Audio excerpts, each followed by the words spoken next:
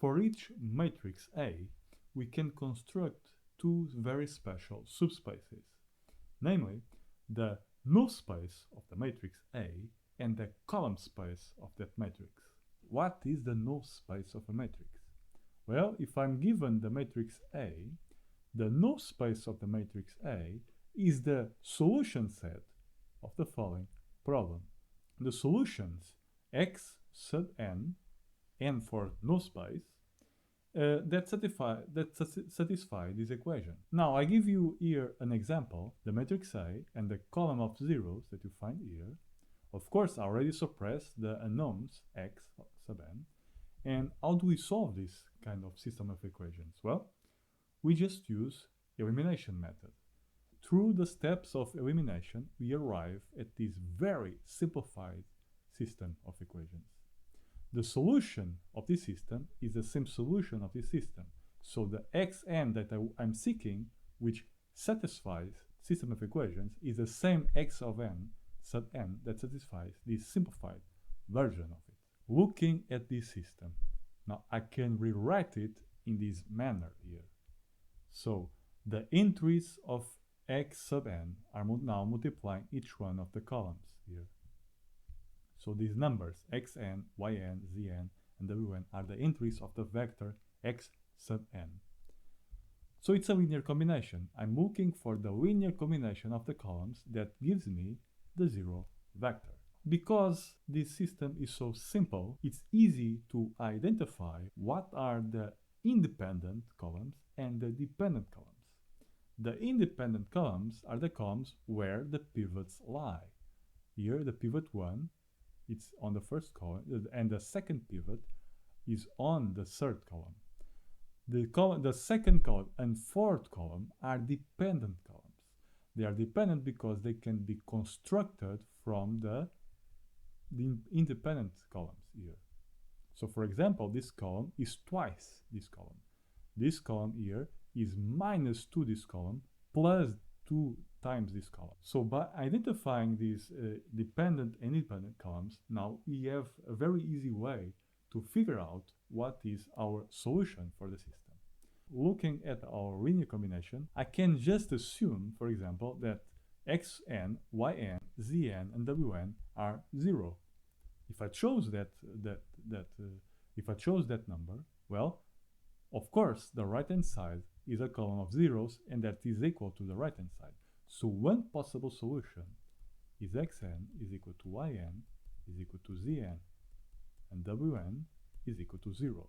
This is one possibility. But now, because there are dependent columns in this matrix, I can find other types of solutions. For example, if I choose the second column here, I just choose it.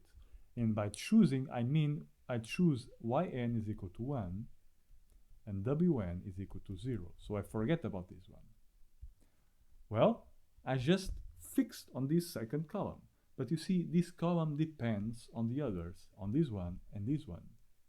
So that means that I'm able to find xn and yn in such a way so as to cancel this chosen column. Remember, yn is equal to 1. I just chose this column.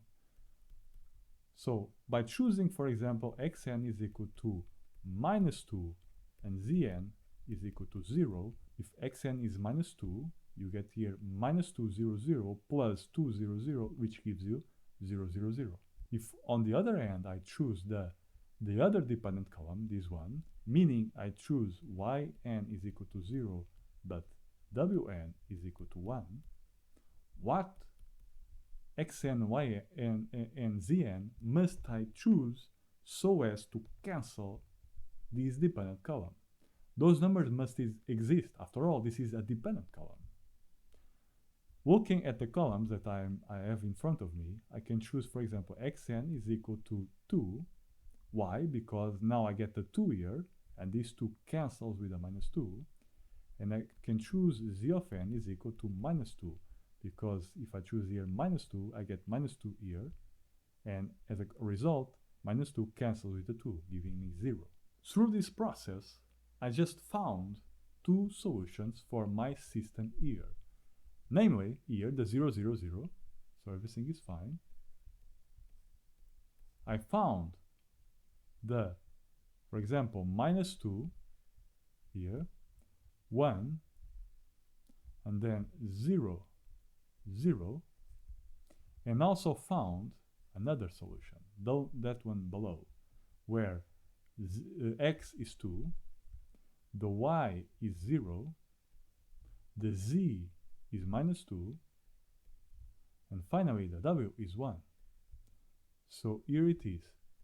3 solutions. Of course, the 0, 0, 0 solution is trivial, so we usually discard it and just focus on these very important columns here, which has the solution for our system. So in other words, the span of these solutions that I found here, this one and this one, forget about the trivial one, is what we call the null space of the matrix.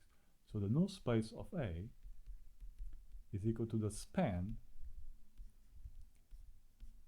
of exactly this column and this column here. Can you see? This is the null space. Notice a very important thing about the dimensions of this space. It's two-dimensional, after all. Why is it two-dimensional? Notice, because, you see, remember the process. The process is that I fix one of the dependent columns at a time and try to use the pivot columns to cancel it. And I did this 2 times. So the dimensions of the null space must be as many as dependent columns on the matrix. So the dim null space of A must be the number of dependent columns, right? But how many dependent columns are there? Well, is all the, you see, you have 4 columns here. So you have, for example, m columns. If I subtract from m the number of pivot columns, r, which is 2, r is the number of pivots, m minus r is equal to the dimension of the null space. This is 4, and there are 2 pivots. 4 minus 2 is 2, the dimension that you find here.